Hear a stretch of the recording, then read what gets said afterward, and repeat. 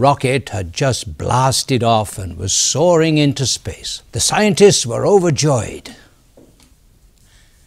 And one of them said to his friend sitting next to him, who happened to be an atheist, "Wonderful how the rocket can just go like that, just by pure chance." "What do you mean by pure chance?" he said. "Hundreds of people have been working on this for years, designing every part of it right down to the last screw." That's true. If there is a design, there has to be a designer. We may be able to design a rocket. Can we design the universe?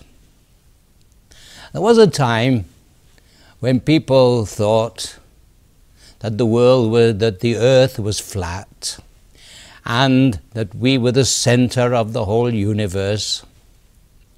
And they looked up to the skies and they saw the sun and they thought it was a god. And they looked at the moon and they thought that was also a kind of god. But the human beings are inquisitive and they want to know and they want to search for the truth.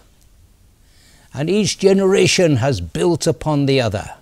And now we know so much about the universe. But there is still so much we don't know.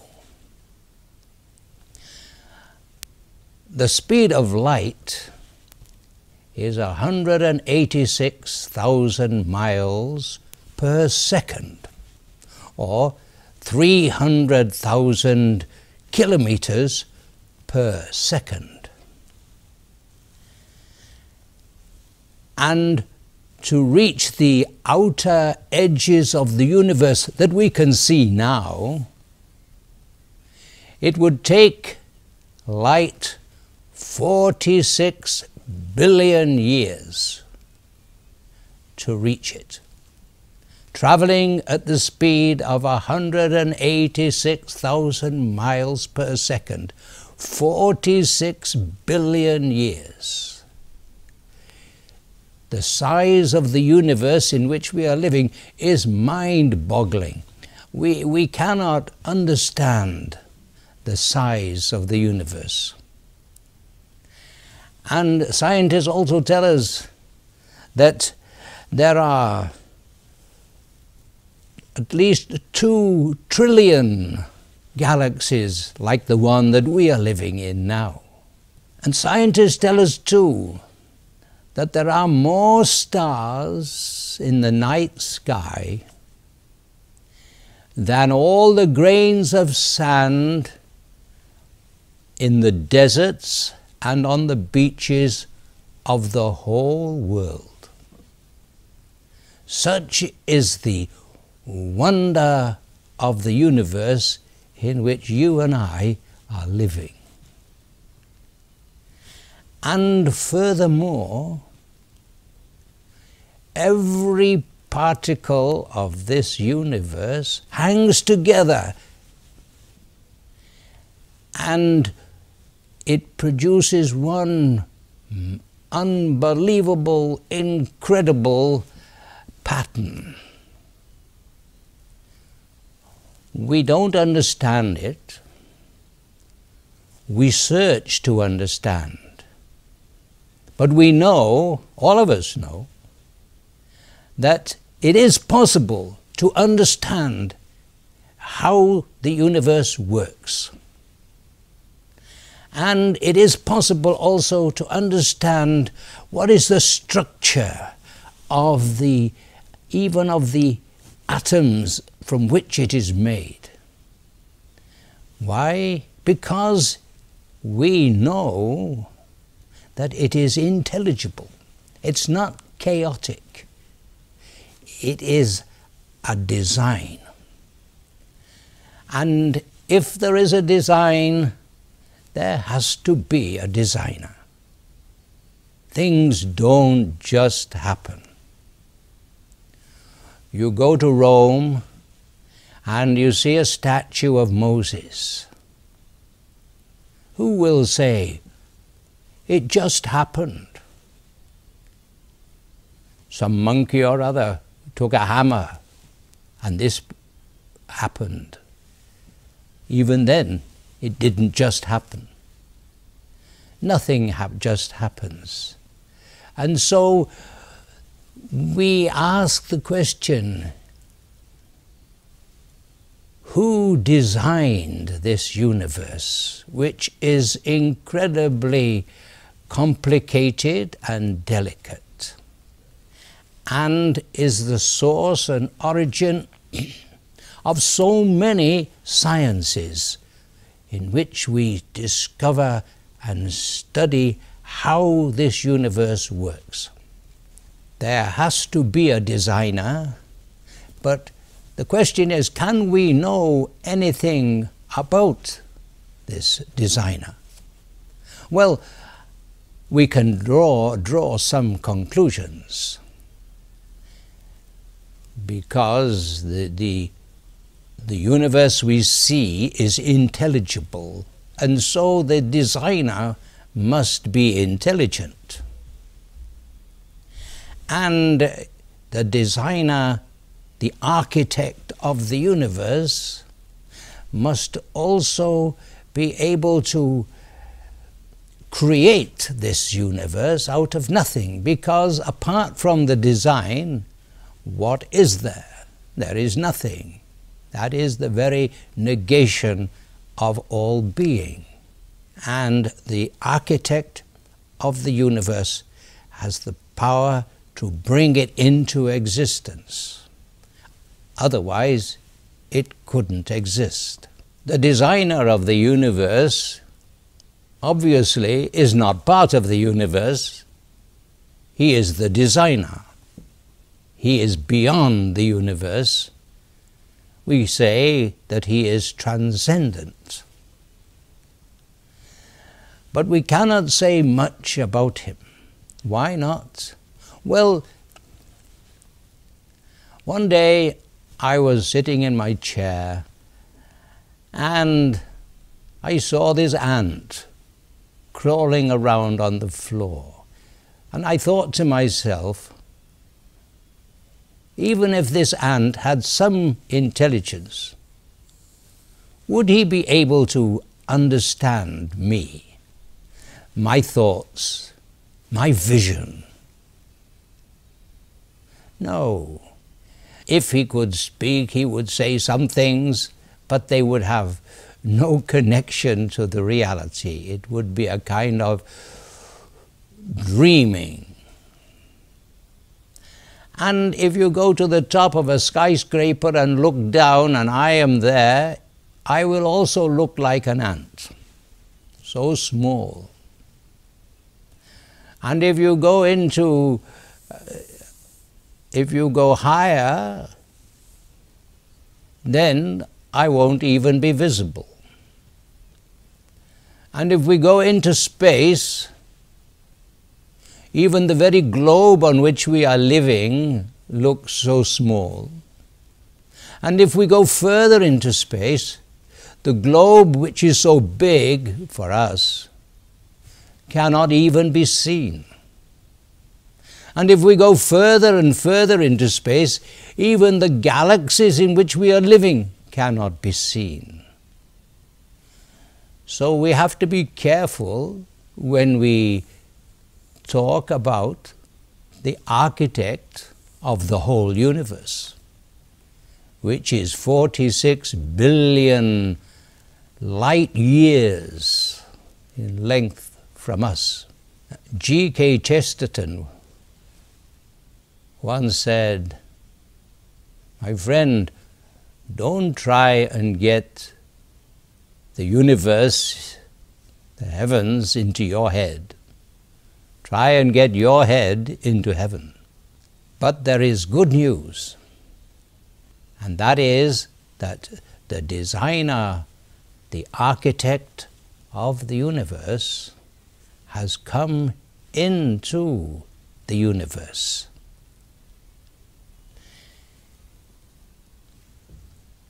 And now we can understand better the mind of this designer, this architect, whom for generations people have called God. But there again, one of the prophets of Israel said, talking of God, "My thoughts are not your thoughts, so my ways are higher than your ways, and my thoughts are higher than your thoughts. For as the rain and the snow come down from heaven, and do not return there until they have watered the earth, making it sound, in the beginning was the Word, and the Word was God. He was in the beginning with God. All things came into being through him, and without him not one thing came into being. And the Word became flesh and lived among us." And as John says in his letter, "We declare to you what was from the beginning, what we have heard, what we have seen with our eyes, what we have looked at and touched with our hands, concerning the word of life. This life was revealed, and we have seen it and testified to it and declare to you the eternal life that was with the Father and was revealed to us." Let's take a break now.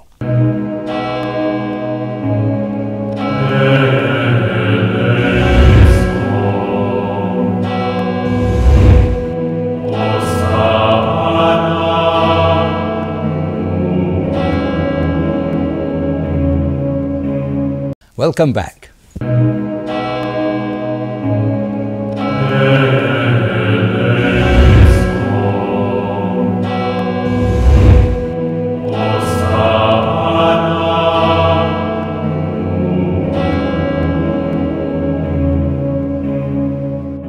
There's a story in the Bible about Moses.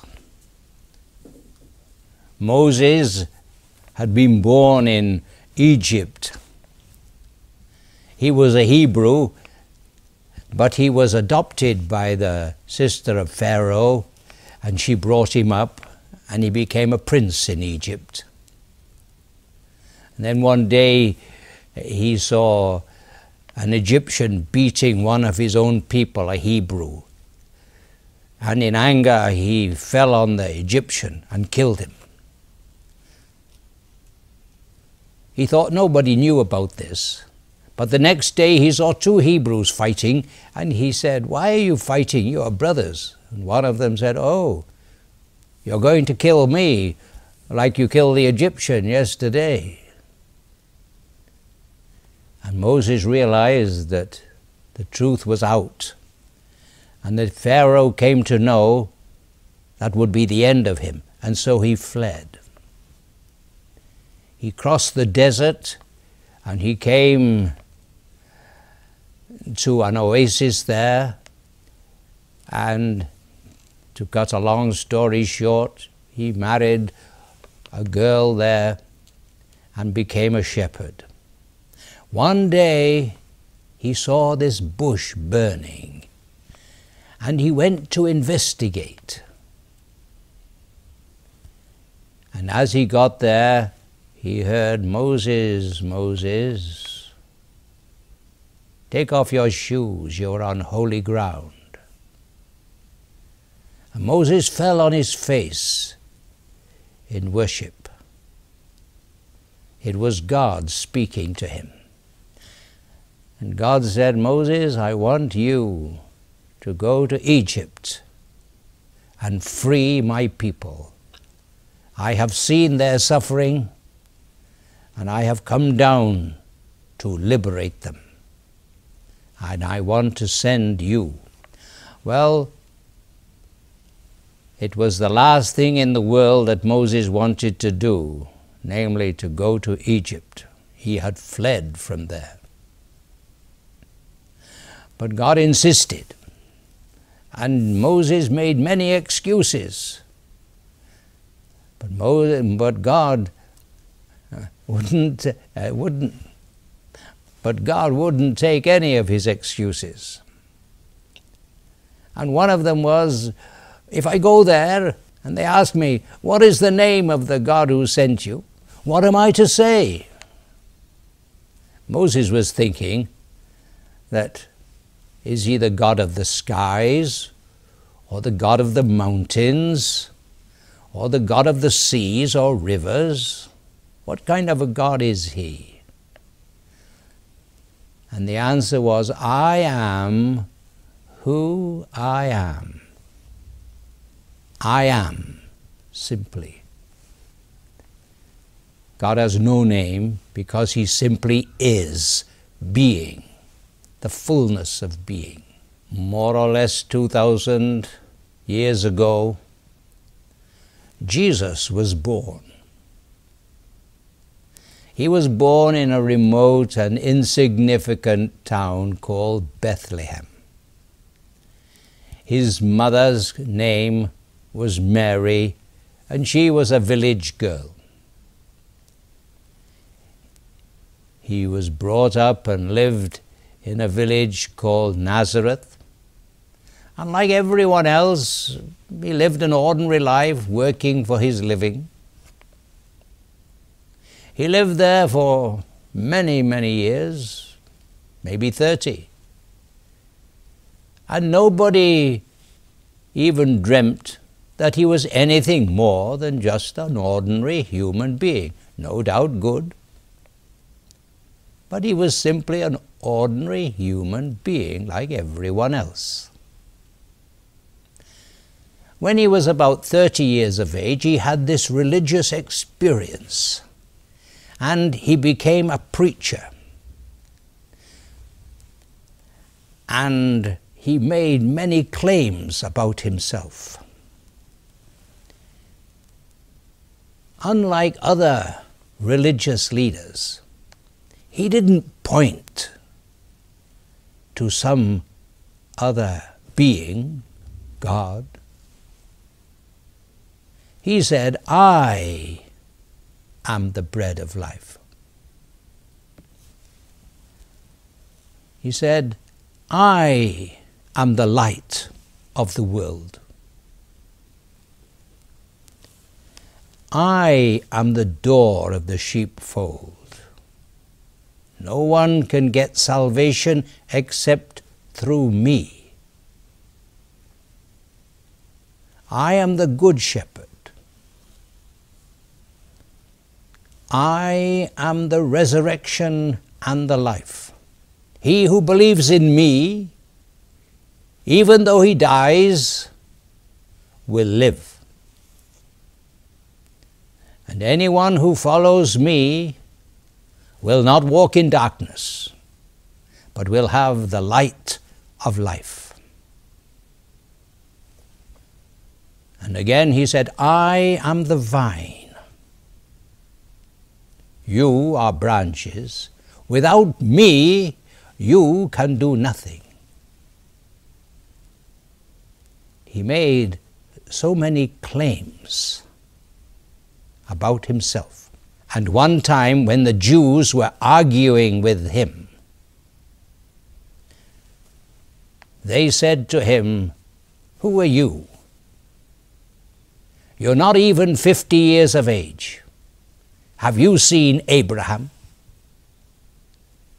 And Jesus said to them, before Abraham ever was, I am. He used the same words that God had said about himself to Moses. I am. I am the one who is. Now, the question is, are these claims that Jesus made true? How do we know that they are true?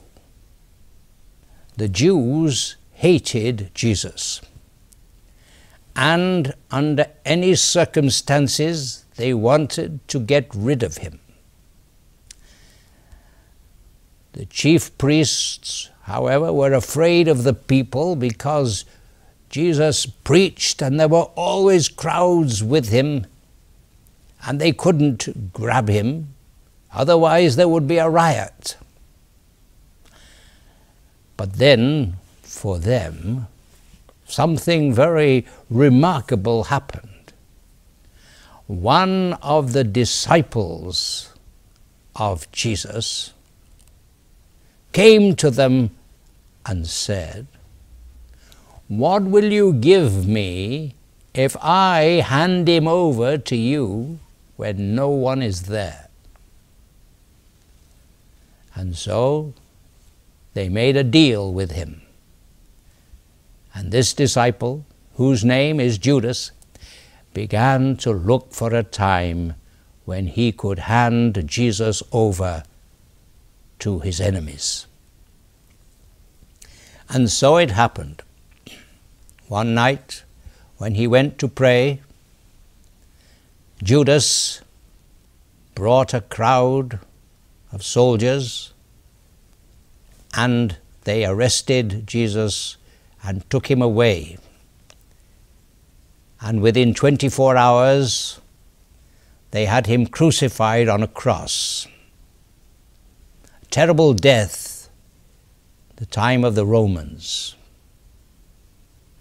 A death most degrading and destroying of our personality. Hanging for 3 hours on the cross, naked, he died. His disciples were not just shocked, but they were totally shattered, and they were full of despair.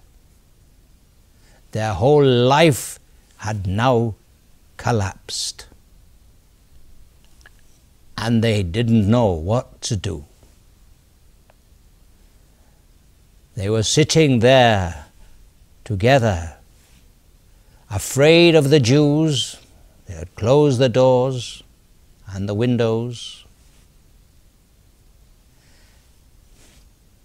Some people came and said, "He has risen from the dead." And they thought, what stupidity. No one who dies rises from the dead. Death is the end of everything, and death is the end of everyone. So they could not believe, and they would not believe. But then, somehow or other, they came to realize that Jesus, who had died with so much they came to realize that Jesus, who had died in such ignominy and humiliation, was now with them. That the tomb was not only empty, but that Jesus was with them. And they came to realize that he had risen from the dead. And this is why we can say that his claims are true.